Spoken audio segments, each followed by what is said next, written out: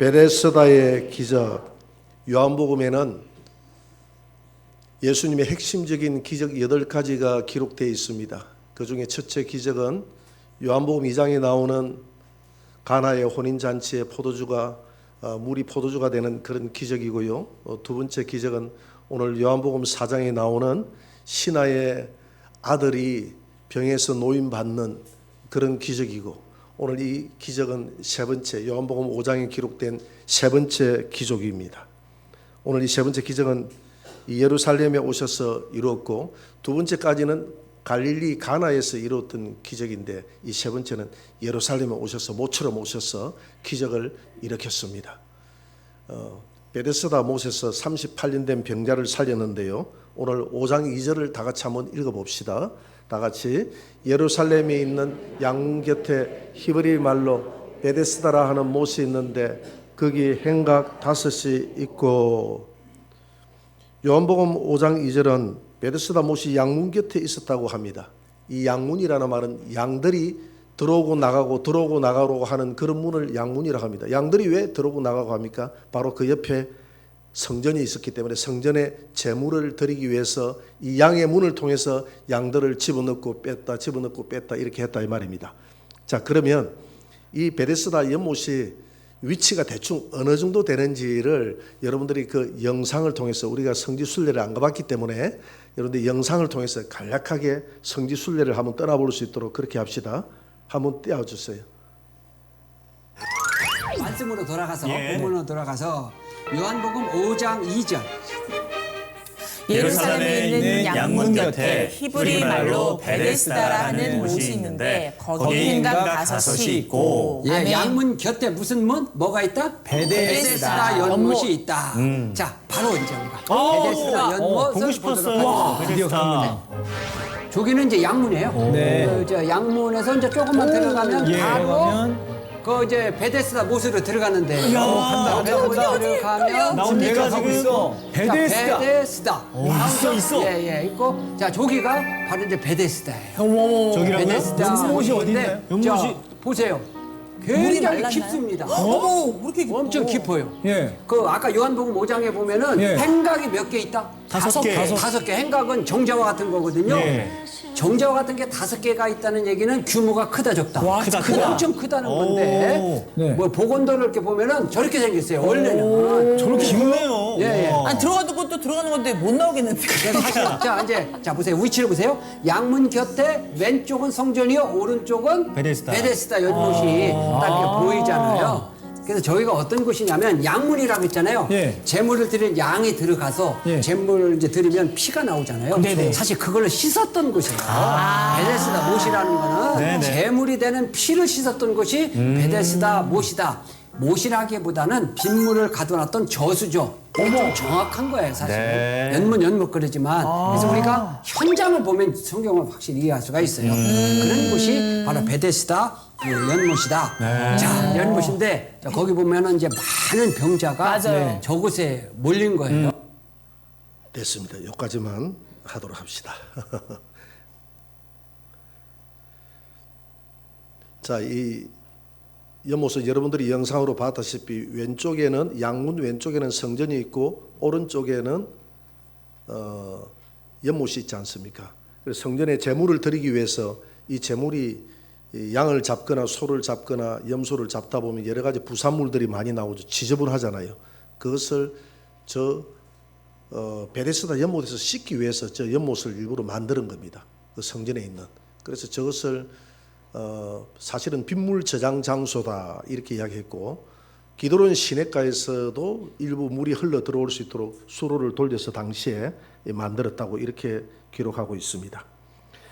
자, 오늘 이 베데스다 이 못가에 38년 된 병자만 누워 있는 것이 아니라 많은 병자들이 누워 있는데, 이런 모습이 어쩌면 오늘 이 세대를 살아가는 오늘 우리의 모습이 아닌가. 우리가 예수 믿기 전에 우리의 모습이 바로 이런 모습이 아닌가 생각이 듭니다. 우리가 정신이 온전하면 육체가 병들고 육체가 온전하면 정신이 병들어 있지 않습니까? 그리고 연세가 들면 성인병 하나 정도는 기본적으로 다 가지고 있어요. 사람들마다 가정에 겉으로 보기에는 아무런 어려움이 없는 것 같는데 다 애환이 있고 어려움이 있고 고난이 있고 고통이 있어요.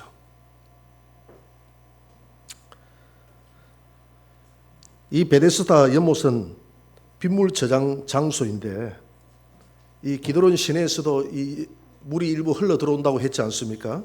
흘러 들어서 이 물이 가끔 동했다는 겁니다. 물이 동했다는 물이 움직였다는 이야기죠. 누가 움직이느냐 하면 천사들이 물을 움직였어요. 천사들이 물을 움직이면 그때 당시에 아픈 사람이 제일 먼저 들어가는 사람은 병이 어떤 병에 걸렸든지 그 불치의 병이 나았습니다. 이렇게 나았다고 하니까 오늘 어떤 성경학자들은 야 그게 간헐천일 것이다. 그래서 간헐천에서 거기에 나오는 그 물을 무슨 물이라고 합니까? 약수물을 무슨 물이라고 하죠? 온천수. 온천수. 이 온천수가 나와가지고 사람의 병을 깨끗하게 낫게 했을 것이다. 또 어떤 분들은 이게 진짜 이렇게 물이 동해서 병이 난 것이 아니라 전설이다, 전설. 근데 여기는 보니까 전설이라는 말도 없어요. 그냥 성경에 기록된 대로 천사가 물을 동했을 때 먼저 들어간 사람은 어떤 병에 걸렸든지 낫는다는 것을 믿는 사람은 복이 있는 줄 믿습니다. 요한복음 5장 4절을 한번 봅시다. 다 같이 읽어봅시다. 요한복음 5장 4절입니다. 시작. 이는 천사가 가끔 못에 내려와 물을 움직이게 하는데 낫게 되미래라. 오늘 본문 3절에 보니까 연못에는 많은 병자들이 있다고 그랬잖아요. 시각장애인이 있었고 보니까 다리 저는 사람이 있었고 혈기 마른 사람이 누워서 물의 동함을 기다리고 있었다고 하는데 정말 한번 상상을 해보면 그곳이 정말 자비의 집이라고 했는데 병이 낫는 사람에게는 자비의 집일지 몰라도 그 병이 낫기를 기다리는 많은 사람들에게는 과연 자비의 집이었을까요? 얼마나 자기가 못 들어갔을 때 얼마나 처절한 삶의 현장입니까? 여러분 우리가 일종 이 세상의 삶이 이렇다는 것이죠. 한번 생각을 해보세요. 우리가 살아가면서 어떤 사람이 엊그제 누가 나한테 묻더라고. 주택복권 당선되면 돈이 얼마나 나옵니까? 라고 물어보더라고요. 내가 그걸 어떻게 내가 알 수가 있나. 그래서 내가 2등 된 사람 이야기를 들었어. 하도 교회 건축을 하나 사는데 건축원금 낼 돈이 없어가지고 하나님 하는데 꿈에 막 주택복권이 막 이렇게 막 쏟아지더래. 그래서 주택복권이 돈이 돼가지고 막 쏟아지더래. 그래서 샀는데 2등 됐다 하더라고. 2등 돼도 몇 천만 원 돼가지고 그 중에서 건축원금도 내고 자기가 또 일부도 쓰기도 했다고 내가 그 이야기를 해줬지. 그러나 그 이야기에 너무 은혜 받고 그렇게 하지 마시기 바랍니다. 하나님이 주택복권 당선돼가지고 그 뭐 성전에 바치고 그리 안 해도 우리 하나님이 돈 많으신 하나님이십니다. 근데 그런 이야기 가끔 들으면 배가 아파요. 여러분 배가 안 아픕니까? 보니까 저 미국의 어떤 뭐 거기는 뭐 뭔지 모르겠는데 이게 1등이 안 나와가지고 쌓인 돈이 100조가 넘어가더라. 100조가. 누군가가 하나 당첨되면 100조가 가져가는 거예요. 그 100조 가져가는 사람을 쳐다보면 나하고 아무런 상관이 없어도 배가 갑자기 아파지기 시작하잖아요. 우리가 이 땅에서 38년 된 이 병자와 같이 횡재를 맛볼 수 있는 사람이 그렇게 많지 않습니다. 어떤 사람이 주식을 샀는데 다 내려박았는데 이 주식은 막 100배로 올라버렸대. 뭐 그런 경우 가끔 이야기 듣잖아요. 가상화폐를 샀는데 막 다 내려갔는데 이분이 그냥 살 때는 엄청나게 올라가지고 팔아버렸는데 돈을 많이 벌었다고 이런 이야기도 가끔 듣기도 하고요. 땅을 샀는데 다 실패했는데 요 땅값이 많이 올라가지고 10배, 100배로 올라가지고 돈을 많이 벌었다. 뭐 이런 이야기도 가끔 듣기도 하고요. 그런 횡재는 이 세상에서 가끔 일어나는 횡재인데 그게 내게 늘 해당되는 횡재가 아니에요. 오늘 38년 된 병자가 이 땅에 누워서 그 영혼뿐만이 아니라 육체가 38년 동안이나 누워 있다는 것은 일평생 병에서 노임받지 못하고 누워 있었는데 이 38년 된 병자가 우리 예수님을 만났습니다. 여러분 이건 세상적으로 이야기하면 엄청 횡재 아닙니까? 이 엄청 놀라운 일이잖아요. 100조가 넘는 그 돈이 이 사람에게 필요하겠습니까? 뭐가 필요하겠습니까? 아무 필요 없어요. 자기 38년 된 병이 낫는 것 이 이상 그 사람에게는 큰 선물이 없는 줄 믿으시기 바랍니다. 오늘 본문의 내용을 네 대지로 나누어서 한번 알아볼 수 있도록 하겠습니다. 첫째는 인간은 부패한 존재일 뿐만 아니라 불치병 앞에서 무능한 존재라는 것입니다. 우리 인간은 그렇게 똑똑한 존재가 아니에요. 너무나 무능한 존재다. 죽음 앞에서 너무나 무기력하고 무능한 존재다. 요한복음 5장 5절을 다시 한 번 더 짧은 구절이지만 5장 5절을 한번 읽어볼까요? 다 같이. 거기 38해 된 병자가 있더라. 38년 된 병자가 있더라. 평생을 누워있는 이 모습, 희망이 없는 이 모습, 그냥 어쩔 수 없이 살아가는 이 모습, 이 모습이 어쩌면 저와 여러분들이 예수를 믿기 전에 저와 여러분들의 영혼의 상태가 아니었던가요? 우리 영혼의 상태가 이와 같이 정말 이 38년 된 병자와 같이 아무런 희망 없이 절망 속에 살아갔던 우리였지 않습니까? 그래서 로마서 3장 10절에는 우리 인간의 상태, 우리 인간의 이런 영혼의 상태, 영혼의 상태를 이렇게 말하고 있습니다. 10장 38절, 3장 10절을 한번 읽어봅시다. 다 같이 시작. 기록된 바 의인은 없나니 하나도 없으며 깨달은 자도 없고 하나님을 찾는 자도 없고 다 치우쳐 함께 무익하게 되고 선을 행하는 자는 없나니 하나도 없도다. 우리 인류의 조상인 아담의 범죄로 말미암아서 인간의 마음과 의지와 모든 기능이 다 총체적으로 부패해져 버렸습니다. 그래서 총체적으로 부패해져서 살아가는 우리 인간을 가리켜서 에베소서 2장 1절에는 이렇게 말씀하고 있습니다. 에베소서 2장 1절을 한번 봅시다. 다 같이 시작. 그는 허물과 죄로 죽었던 너희를 살리셨도다. 38년 된 평생을 허물과 죄로 죽었던 우리를 살렸도다. 이 병자가 살아난 이 모습이 바로 저와 여러분들의 모습인 것을 믿으시기 바랍니다. 이 병자에게 임했던 그 자비가 저와 여러분들에게 임했던 자비임을 믿으시기 바랍니다. 무엇이 이 병자를 일으켰습니까? 하나님의 말씀이 일으켰습니다. 자리를 들고 걸어가라, 걸어가라. 히브리서 4장 12절에 보니까 하나님의 말씀은 살았고 운동력이 있어 좌우의 날선 어떤 검보다도 예리하여 혼과 영과 및 간질과 골수를 찔러 쪼개기까지 하며 또 마음의 생각과 뜻을 감찰한다고 했습니다. 하나님의 말씀이 임하면 우리 영혼이 치유가 돼요. 하나님의 말씀이 임하면 우리의 육체도 치유가 되는 줄 믿습니다. 아무리 절망 속에 있어도 하나님의 말씀이 그 레마의 말씀이 로고스의 말씀이 레마로 바뀌어져서 살아 움직이는 하나님의 말씀으로 우리 마음판에 오면 우리 마음속에 솟아날 살아날 희망이 생긴다는 겁니다. 그 희망을 붙들고 하나님 말씀 붙들고 기도하시기를 주의 이름으로 축원합니다.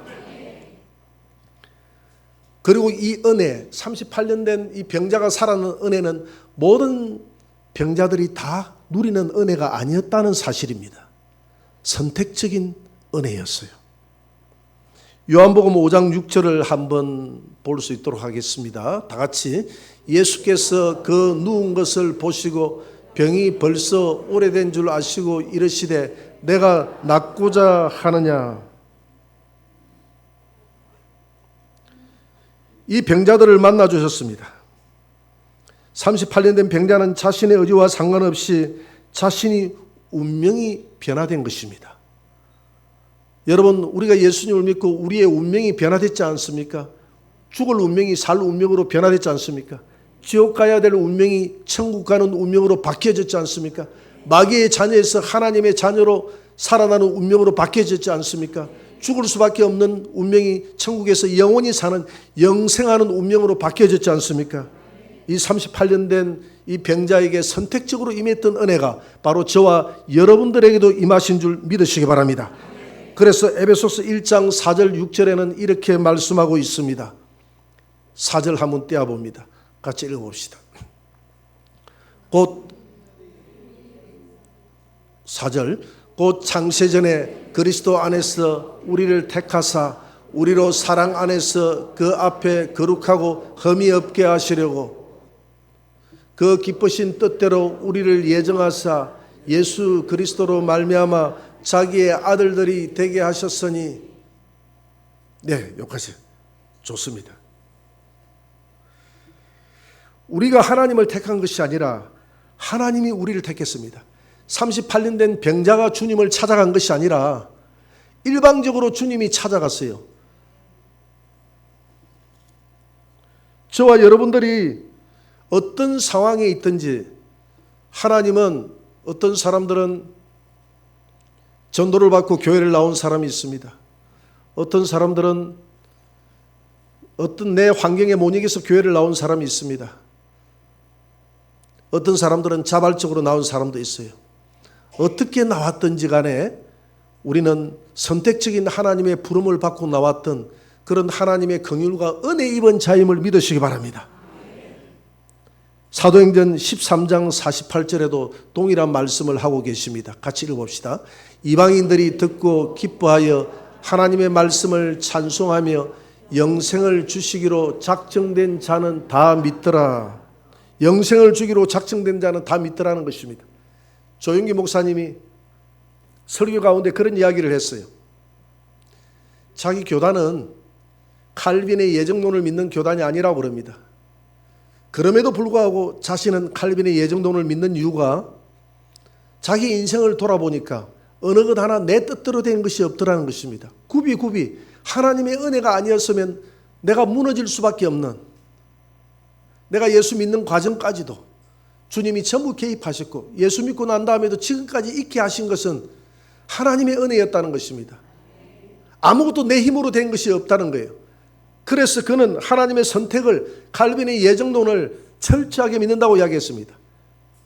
조용기 목사님이 이런 간증을 해서 믿는 것이 아니라 그것이 성경에 기록된 말씀이기 때문에 하나님이 저와 여러분들을 38년 된 병자처럼 그 많은 사람들 중에서 선택하여 우리를 치유하시고 부르신 줄 믿으시기 바랍니다. 세 번째로, 구원받은 성도는 끝까지 하나님이 돌보신다는 사실입니다. 오늘 이 환자에게 내 자리를 가지고 걸어가라 하신 분이 예수님이신데, 이 환자는 예수님이 자신을 고치시고 치유하신 줄 몰랐습니다. 13절에 보니까 고침을 받은 사람이 그가 누구신지 알지 못하니 이는 거기 사람이 많으므로 예수께서 이미 피하셨음이라, 이렇게 말씀하고 있습니다. 누구지? 누가 너를 고쳤느냐? 그렇게 말했을 때 나를 고친 그 일을 알 수 없다라고 이야기합니다. 그런데 그 후에 성전에서 이분을 예수님이 다시 만나게 됩니다. 요한복음 5장 14절을 한번 봅니다. 다 같이. 그 후에 예수께서 성전에서 그 사람을 만나 이르시되 보라, 내가 나았으니 더 심한 것이 생기지 않게 다시는 죄를 범하지 말라 하시니.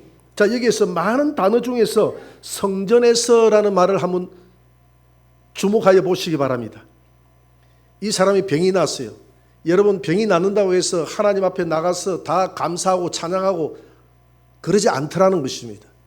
지난 시간을 돌아보면 우리 교회에서도 귀신이 나가고 병이 낫고 한 사람들이 제법 있습니다. 그런데 그 중에서 교회를 안 나오는 사람도 있어요. 내가 볼 때 거의 불치의 병도 다 낫고 엄청난 이적과 기적을 맛봤는데 그 사람은 나와야 되는데 다른 사람은 안 나와도 이 사람은 꼭 나올 수밖에 없는 사람인데, 은혜를 입었는데 어떻게 자기 몸속에 평생 동안 들어있던 귀신들이 다 나가고 평생 동안 힘들어서 바깥을 나가지도 못하고 폐쇄공포증에 시달리면서 일평생 결혼도 못하고 그렇게 살아갔던 이 사람은 반드시 은혜를 입었으니까 이제 밖을 나와서 새 사람이 되었으니까 교회를 나와야 되는데, 예수를 믿어야 되는데 안 그렇더라는 것입니다. 그런데 이 사람은 달랐습니다. 오늘 38년 된 병자는 예수를 믿고 치유를 받고 성전에 들어가서 하나님 앞에 감사의 예배를 드렸습니다.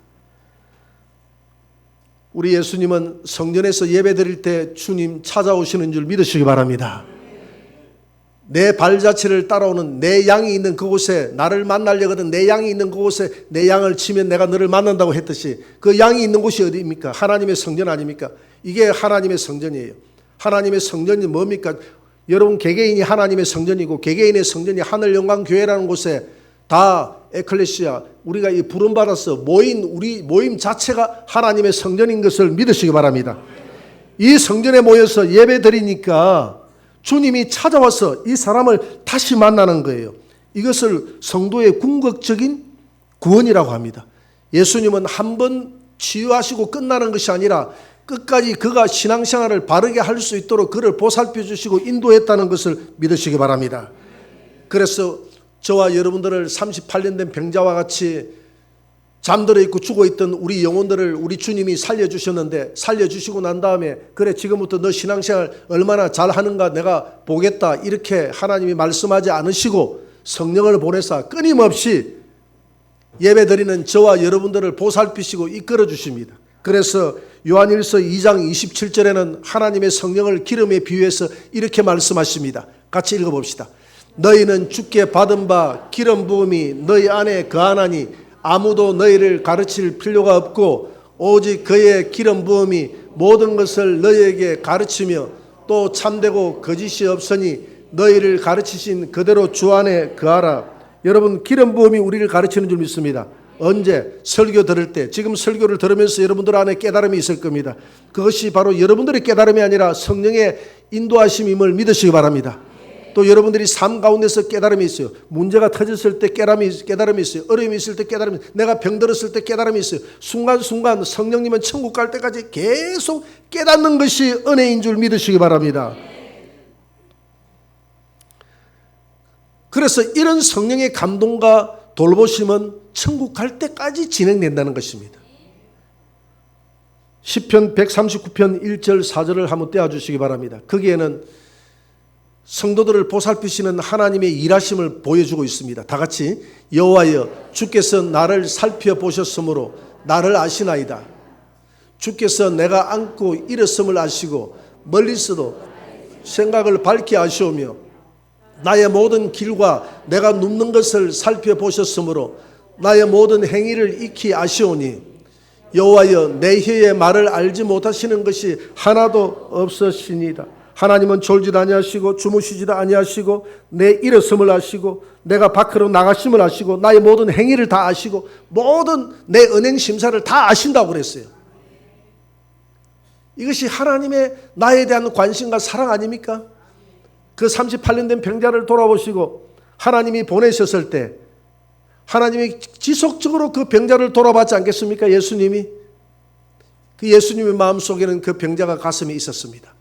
예수님의 눈동자 속에서 가슴이 있었어요. 저와 여러분들을 교회로 부르시고 난 다음에 일으켜서 영생을 주고 난 다음에 내버려 두신 것이 아니라 이와 같이 졸지도 아니하시고 주무시지도 않고 일평생 저와 여러분들을 이끌어 주시는 하나님이신 것을 믿으시기 바랍니다. 그러기에 하나님이 우리를 이끌어 주시고 우리를 이렇게 세워 주시고 우리를 일평생 이끌어 주시는 하나님이 있기 때문에 예수님이 있기 때문에 의인은 7번 넘어져도 다시 일어나는 줄 믿으시기 바랍니다. 그래서 잠언 24장 16절에서 이렇게 말씀하고 있습니다. 같이 읽어봅시다.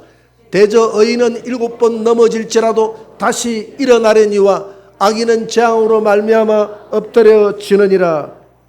의인은 왜 일어나느냐? 내 뒤에 예수님이 계시기 때문에 일어난다는 것입니다.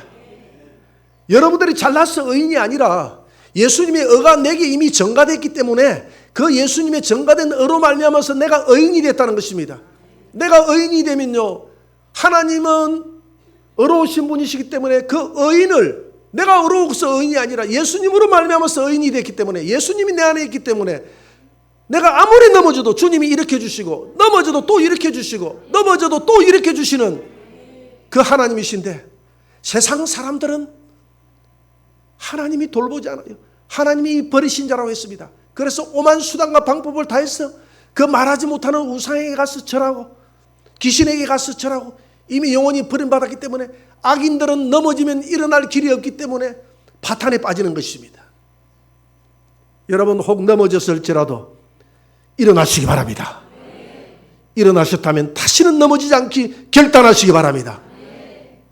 또 넘어지면 어떻게 하나 염려하지 마세요. 혹 넘어질지라도 또 주님께서 이렇게 세워 주실 줄 믿으시기 바랍니다. 그래서 주님은 자녀를 위해서 일하시는데 언제까지 일하시느냐? 안식일에도 끝까지 일하십니다. 오늘 요한복음 5장 8절 9절입니다. 다 같이 읽어봅시다. 예수께서 이르시되 일어나 내 자리를 들고 걸어가라 하시니 그 사람이 곧 나와서 자리를 들고 걸어가라. 이날은 안식일이니. 우리 주님도 너무 하시지. 이 병자가 38년 된 병자가 무슨 힘이 있다고 침상 들고 가래. 아마 우리 예수님 같은 이런 정신을 가지신 분이 이 땅에 만연하다면 모든 것이 깨끗할 것 같아. 요즘 스포츠 운동 경기장 하는 데 가보면 지저분해가지고 막 휴지가 널려있고 하다고 하잖아요. 사람들이 노는 자리에 보면 지저분하다고 하잖아요. 근데 우리 성도들은 보니까 참 그 훈련은 잘 되어 있는 것 같아요. 밖에 놀러 갔을 때 이렇게 살펴보면 저 수산에 놀러 가다 한번 싹 한 바퀴 돌아보면 정말 티끌 하나 없어.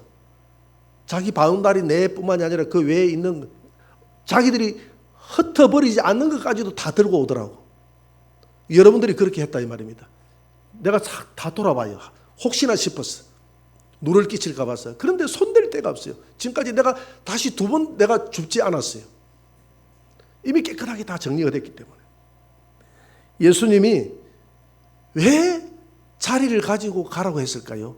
그 몇 가지 이유가 있겠죠. 첫째는 자리를 들고 갈 만큼 하나님이 치유시켜 줬으니까, 그럴 힘이 있으니까 가지고 가라고 했지 않겠습니까? 우리 예수님의 치유는 주님이 마음먹기에 따라서 이렇게 100% 완전한 치유, 38년 동안 평생을 누워있어도 주님이 일어나라고 이야기하면 새 힘을 얻어서 건강한 사람처럼 이렇게 일어나는 줄 믿으시기 바랍니다. 그 다음에 2번째, 이날은 안식일이기 때문에 가지고 가라고 그랬어요. 왜? 유대인들은 안식일 날 이렇게 침상을 들고 가거나 뭔가를 들고 가면 이 일하는 것이거든요. 안식일 날 제자들이 보리 이삭을 이렇게 했다고 이게 타작이다 하잖아요. 보리. 밥도 빈밥비 먹으면 일입니까? 하여튼 이거 보리를 비벼가지고 먹어야 되잖아요. 그죠? 근데 보리 비볐던 이것을 손으로 타작했다는 겁니다. 타작했기 때문에 네가 일을 했고, 일을 했기 때문에 죽을 수밖에 없는 죄를 저질렀다는 거예요. 이 유대인들의 이게 율법에 잘못 갇히면 사람이 얼마나 율법의 종이 되는지, 그래서 율법의 종이라고 그랬잖아요. 우리 종살이 한다 그랬잖아요. 그래서 안식일 날 무거운 물건을 들고 가면, 이 침상을 들고 가니까 얼마나 저 바리새인들과 저 서기관들이 보기에는 얼마나 이 흉측한 죄입니까? 여러분, 우리가 생각하기에 그걸 정죄할 것이 아니라 38년 된 병자가 벌떡 일어나서 간다고 하면 지금 네가 왜 안식일 날 그런 짓을 하느냐, 왜 그걸 들고 가느냐, 이거 물어볼 게 아니라 너 지금 누가 일으켰어? 누가 일으켰어? 여기에 관심 가지는 게 정상 아니겠어요? 그런데 하나님 말씀이 잘못 들어가면 우리가 하나님의 은혜를 생각하는 것보다 정죄하고 판단하는 일에 우리가 너무 빠를 수가 있다는 겁니다. 그걸 조심해야 돼요. 요한복음 5장 10절을 한번 봅니다. 다 같이 시작. 유대인들이 병 나은 사람에게 이르되 안식일인데 내가 자리를 들고 가는 것이 옳지 아니하니라. 여러분, 하나님은 안식일에도 일하시는 하나님이신 것을 믿으시기 바랍니다. 안식일날 휴식했다는 것은, 쉬었다는 것은 뭘 쉬었다는 것이냐면 창조 행위를 쉬었다는 거예요. 창조 행위를 쉬었다는 것이지, 안식일날 우리 하나님이 쉬고 손 따놓고 하나님이 휴식하고 낮잠 자고 있다는 것이 아니라, 안식일에도 평일과 상관없이 창조는 멈췄지만 계속적으로 저와 여러분들을 구원하시고 이 땅을 이끌어 가시는, 일하시는 분이, 선한 일을 해 나가시는 분이 하나님이신 줄 믿으시기 바랍니다. 그래서 아버지가 일하시니 나도 일하신다고 그랬습니다. 그래서 여러분들이 안식일 날 선한 일을 하는 것은 좋은 일이다 이 말입니다.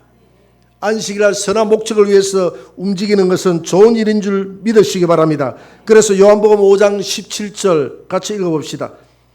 예수께서 그들에게 이르시되 내 아버지께서 이제까지 일하시니 나도 일한다 하시매. 그래서 지금 이 환자를 통해서 얼마나 많은 영적인 육적인 깨달음을 주는지 몰라요. 깨달음을 주고 있어요. 바리새인들에게 깨달음을 주고 있고 저와 여러분들에게도 지금 깨달음을 주고 있잖아요. 아, 이 모습이 내 모습이구나. 내가 예수 믿기 전에 38년 된 병자처럼 일평생 죽을 수밖에 없는 이 같은 죄인이 자비의 집에 와서 자비의 주님을 만나서 내가 구원받았구나. 그 구원받았던 그 38년 된 병자가 성전에 가서 하나님을 찬양하고 예배했듯이 내가 지금 하나님을 찬양하고 예배하는구나. 이것이 이 환자의 모습이 저와 여러분들의 모습인 줄 믿으시기 바랍니다.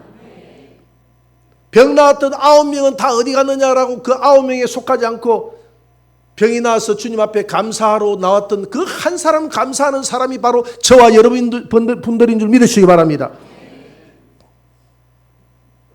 시편 121편 4절입니다.